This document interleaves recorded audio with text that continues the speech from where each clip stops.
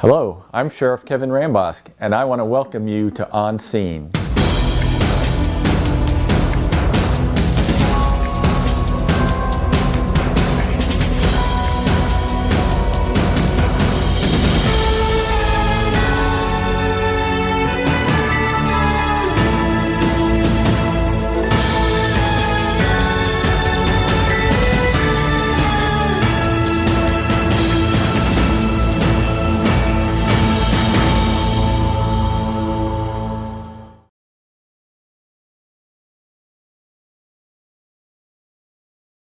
All right, good morning everybody. Thank you for coming this morning. We have some good information to provide to you. As you might remember, we have completed a full first year as part of South Florida HIDTA. That's a high intensity drug trafficking area. And unfortunately, we continue to see cocaine and opioids as the primary drug threats in South Florida. We also are seeing a resurgence of those and other drugs coming into our country from Colombia through the Caribbean into South Florida, which is why it's so critically important that we became a member of HIDTA and provide what we can do here to stop the distribution of those drugs throughout the state of Florida and the United States. The program and the director Borrera, who was supposed to be here and is not able to be with us, has been very, very successful this year. And if he were here, he would tell you that South Florida HIDTA dismantled 47 drug trafficking organizations / money laundering organizations. They made 2,378 arrests. They seized 553 firearms. And of course, most recently, 62,000 kilos of cocaine.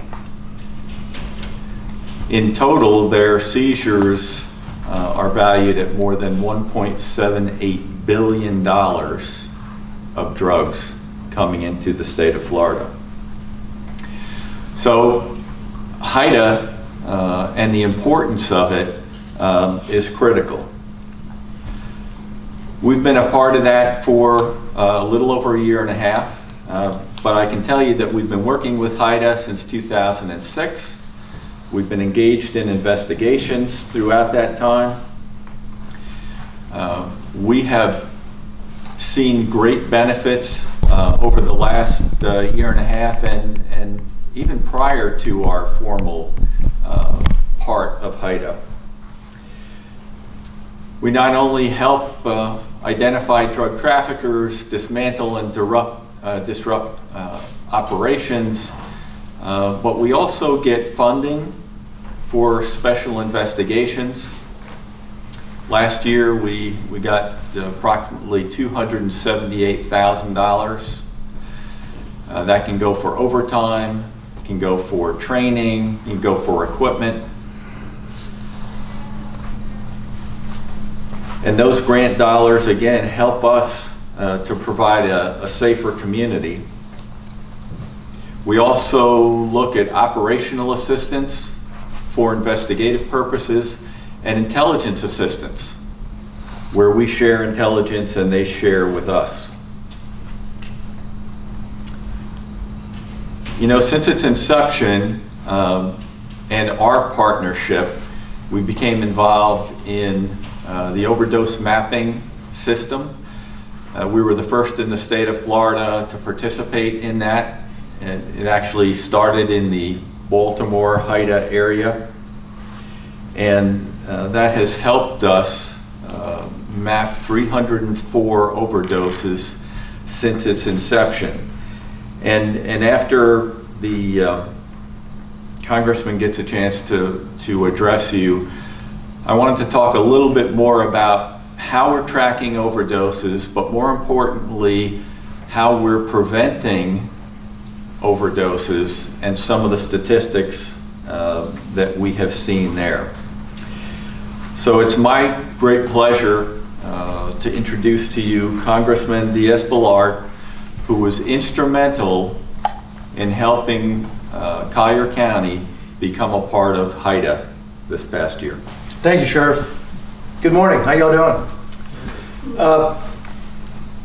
For me, one of the things that has always been evident in the years that I've been representing Collier County is the tremendous professionalism of the Collier Sheriff's Department. In every way, in every aspect, they have shown time and time again to be a world-class law enforcement organization, led by a sheriff who, again, has dedicated his life not only to law enforcement but to this community. And so, Sheriff, thank you for the service that you've done, for the team that you have serving this community. And a number of years ago, just one of the people that I most admire here in this community, Ed Morton, came to me and he said, you know, have you seen what Collier is doing? Already working on cases that frankly are model cases, are system-wide cases that should be part of, Collier County should be part of the HIDTA program. With that conversation and then speaking to the sheriff and his team and others, I was able to see firsthand what an amazing job the law enforcement, the sheriff and his team have done in law enforcement here. And so I was able to, working with the sheriff, working with his team, was able to get the federal government to recognize that this department, this county should be part of the high intensity drug trafficking area of South Florida. And so today we toured the facility, we toured what they're doing. And I will tell you, it's an amazing thing to behold. The relationship that exists between the sheriff's folks, the state attorney's office, the federal government, but also other law enforcement agencies, not only here, locally, regionally, nationally, and also, frankly, even they're able to go and deal with international cases. And again, all this is because of the amazing professionalism of the Sheriff's Office, of the Collier County Sheriff's Department. It's been a privilege today to be able to see, a little bit over a year after they officially became part of HIDTA, what the difference has been. And sure enough, you can see, as the sheriff said, it's also, it deals with some funding. But even more than funding, it deals with that association now that they have, a direct association with other law enforcement agencies around the country. And again, in some cases, the cases can extend to even other places of the world. So, Sheriff, first let me thank you, you and your team, for the amazing job that you're doing. And whether it's your team, the state attorney's office that is represented here as well, the federal government that's represented, and others, the efforts that you do day in, day out, that your heroes do day in, day out, in association with other heroes, is actually paying huge dividends. The sheriff mentioned some raw statistics, but as the sheriff and I both know, and all of us know, these are human beings. And when you're dealing with, frankly, criminal organizations don't respect boundaries. They don't care if it's Collier County, Miami-Dade County, Henry County, they don't care where it is. But again, this Sheriff's Department with its partners are doing a phenomenal job, and thank you for allowing me to see the job that you're doing day in, day out, that I've been witnessing for years, but now seeing where you do it from. It frankly just is impressive, it's heartwarming, and it's humbling to see what these professionals are doing day in, day out. And I'm just lucky and proud to be able to be a little bit of help to what your department does every single day. So thank you, Sheriff. Thank you. Thank you, Congressman. You know, you've been with us in the past. We've told you that we do not tolerate drugs in Collier County. We will do everything that we can to stop them from coming into the county or going through the county or being used by residents of the county. And with that in mind, you know, prevention intervention, and arrest are the three mechanisms that we use here. We're always looking to prevent people, because if we can reduce the demand for drugs that might be coming into this country and intercede and seize those drugs and stop them from getting into this country, then we can make a very positive difference in lives in the future, because we are seeing that resurgence again. But one of the things, in addition to our overdose mapping, which has really given us information that we can address hotspot areas throughout the county, look at an emerging problem, step in, stop it, and change that direction, is the deployment of Narcan. The deployment of Narcan in Collier County is and has already begun to show a reduction in overdose deaths. So if we look at where we were in 2018, through the overdose mapping system, we had 173 overdoses. Unfortunately and tragically, 31 of those were fatal. And Narcan was deployed 98 times during that time.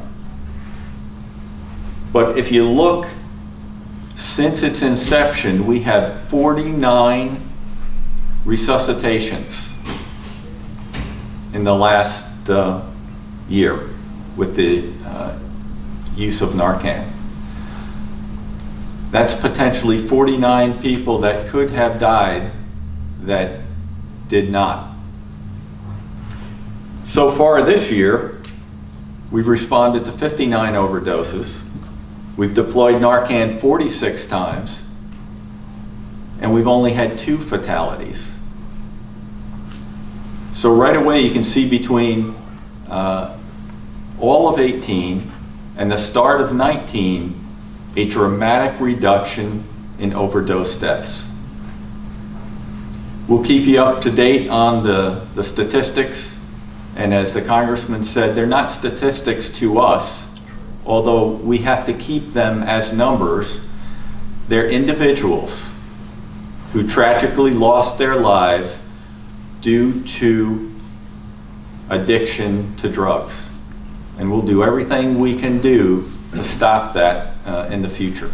We have a lot of partners, not only at the federal level from enforcement, but we have local partners such as the David Lawrence Center that help to get people on the right track so that they can survive and live a healthy life from here on forward.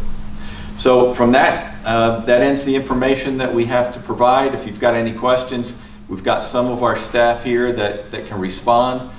But those statistics and the reduction of fatalities due to overdoses is and will continue to be dramatic in Collier County.